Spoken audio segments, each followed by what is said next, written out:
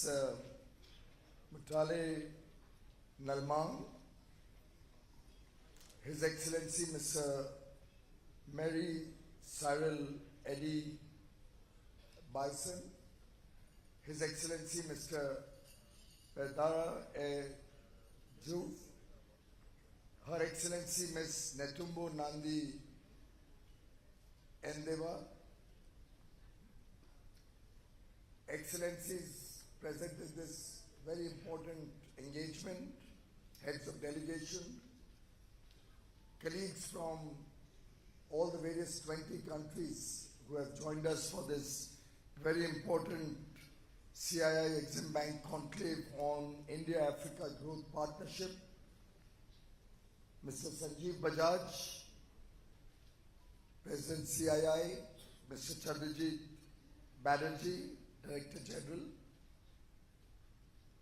the Managing Director of EXIM Bank, Ms. Harsha Bangari, all the distinguished captains of business and industry, government officials, friends from the media, ladies and gentlemen.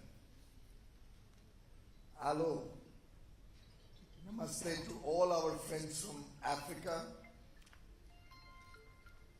It's a privilege to see the deep friendship between African countries and India, African business persons and Indian business blossoming over the years.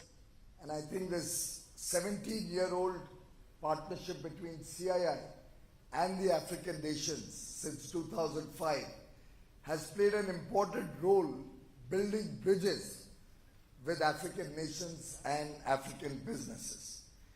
In fact, our relationship over the years has been based on shared history, trade ties, and maybe even love for cinema. All of us deeply recognize the contribution of Africa in the shaping of the father of the nation's ideology, thinking, and his struggle for India's independence. Mahatma Gandhi practiced the principles of Satya, truth, and ahimsa, non-violence, in Africa. And from there he came to India. And it's very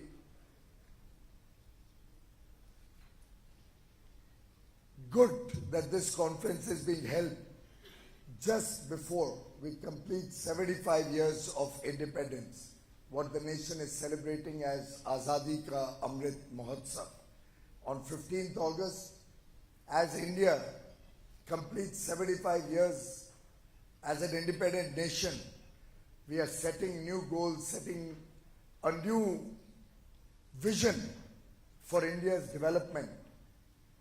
What the Honorable Prime Minister Shri Narendra Modi calls Azadi Ka Amrit Kal, the golden era, the very, very important 25 years that India will work in the next 25 years as we complete 100 years of independence in 2047. The mission before the country to make India a prosperous nation, a nation that cares both for every Indian and for every citizen of the world, a nation that gives leadership to economic development, growth, prosperity of the world. And I believe the Africa-India partnership will play an important role in this journey going forward as India and Africa collectively constitute 1/3 of the world population. And both of us are very much aligned in so many areas, be it our effort to lead the developing world out of food insecurity, our effort to take quality life to the people of India and African countries, our effort to bring prosperity to our nations. I think the deep friendship between African nations and India can best be demonstrated by our continuous engagement through the last 2 years when the world was faced with the challenging COVID pandemic, the vaccine Baitri between Africa and India, the support that India received from South Africa, and together both of us, South Africa and India, proposed the TRIPS waiver, which was supported by all the African countries, and our effort to work as a grouping of developing nations when we engage with the rest of the world was amply evident at the WTO ministerial, where Africa and India became the voice of the developing world, of the less developed countries, and finally were able to secure both the relevance of the multilateral trading systems as well as protect the interests of our future growth imperative. I think together we can solve several global issues, and I'm sure the engagement that CII and EXIM Bank have put together along with all the African nations will certainly play a very critical role in our shared future and prosperity for the people of Africa and India. In fact, the pillars of the India-Africa engagement can best be described in 4 important pillars: people, business, trade, and government. When we look at our people-to-people engagement, we have an Indian diaspora presence in nearly 46 African countries. Both our regions have a young population. We have the benefit of the demographic dividend and this youthful zeal and energy, this desire for a better future, desire for a good life is what will drive the economies of Africa and India. In terms of business, India is amongst the top 5 investors in Africa, with investments aggregating over $71 billion over the last 25 years. Our companies are working to support local manufacturing in Africa. Excuse me. I do hope to see in the years to come even deeper and greater engagement between businesses from India and Africa. In terms of trade, Africa is India's 4th largest trading partner. Our merchandise export grew significantly. Our merchandise trade bilaterally, both sides, grew significantly by 34% from $67 billion in 2019-20 to $89 billion in 21-22 over the last 2-year period. And it's a pretty balanced trade that we have with Africa. While we export about $40 billion worth of goods, we import $49 billion worth of goods from various African countries. And we would like to continue this engagement, this partnership, where both the African nations and India support each other's endeavors to promote economic growth, work with each other, and support each other's growth imperatives. In fact, India gives 27 less developed countries from Africa the benefit of duty-free tariff preference. I had also suggested in my engagement with several African leaders over the last couple of years that it's now time we should also look at further deepening and strengthening this trade partnership and possibly looking at giving greater trading access to both sets, to the African continent and to India, so that we can expand this trade in a much faster and bigger way. In terms of our government-to-government engagement, we have several Pan-Africa projects like E-Vidya Bharti, which supports education in Africa, and E-Arogya Bharti, which supports healthcare in Africa. And I do believe that in the post-COVID world, particularly with the advent of telemedicine, a lot of Indian doctors, a lot of Indian knowledge in the field of healthcare, and also the wealth of knowledge that our educationists have been able to develop and systems that they have developed in the digital world will help us deepen this engagement with Africa. Clearly, I think we are two sets of people, the African people and Indian people, who believe that we can lead the rest of the world in terms of economic prosperity. We can lead the world growth as we progress our economies.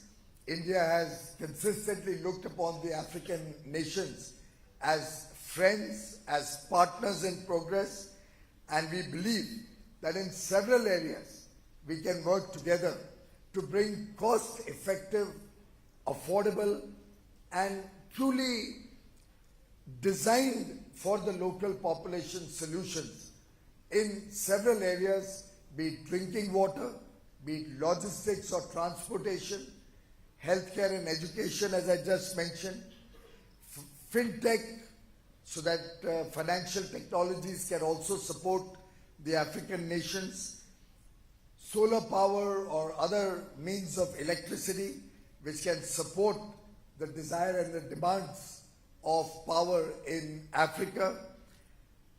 Clearly, all of these leading to a better quality of life, ease of living, ease of doing business, which is an area that India is very much focused on under the leadership of Prime Minister Modi, and where I believe we can work together with African nations going forward.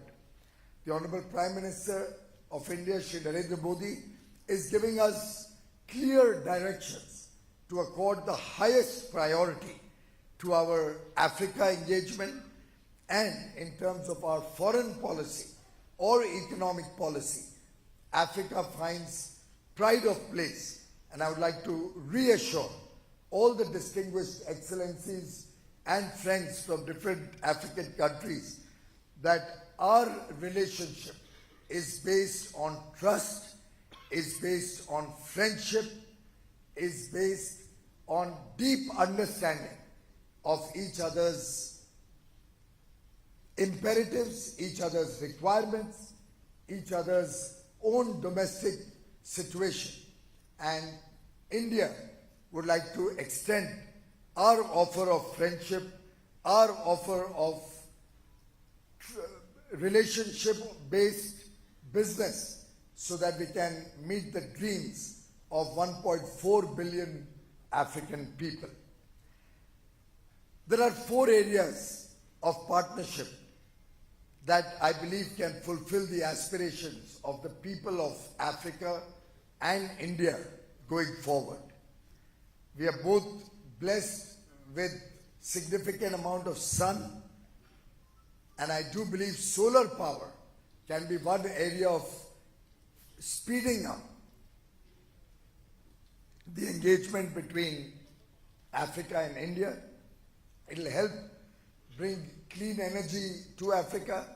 It will help meet your energy security needs.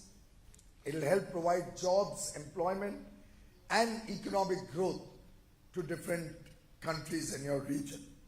I also believe our military exchanges in the Indian Ocean, defense trade, manufacturing in the defense sector, particularly things like UAVs, can also lead to greater engagement between Africa and India.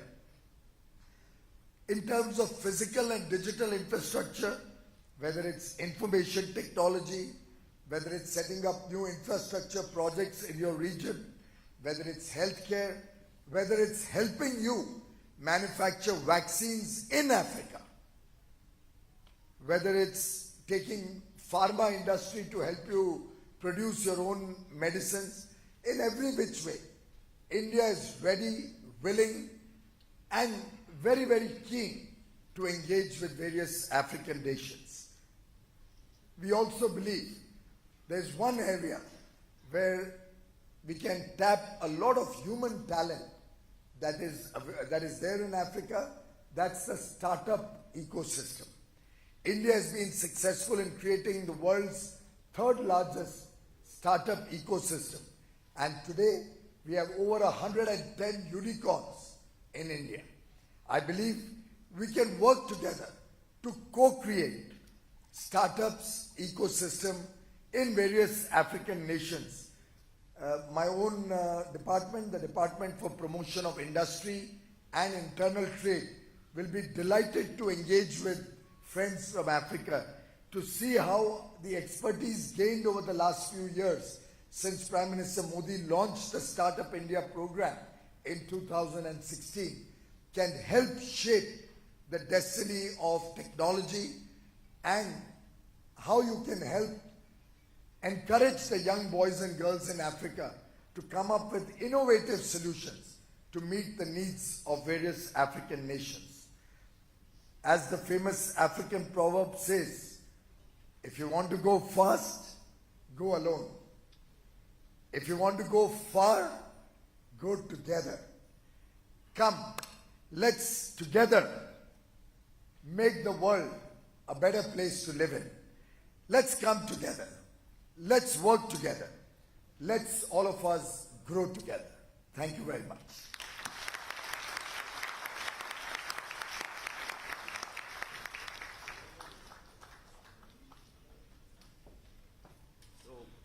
As I mentioned, our Honourable Minister will leave for the Parliament just now, and we'll just say we'll come back in the evening and he'll spend much more time. Thank you.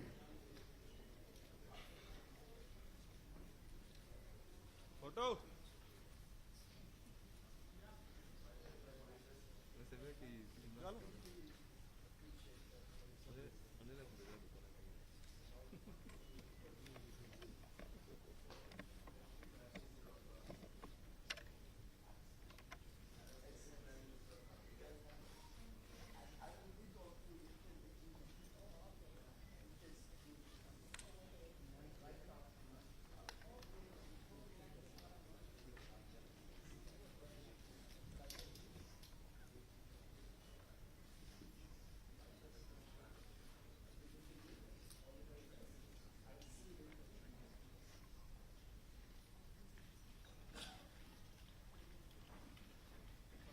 Thank you, Honourable Minister. And ladies and gentlemen, we continue with the session. And I'd now like to invite Ms. Harsha Bangari, Managing Director,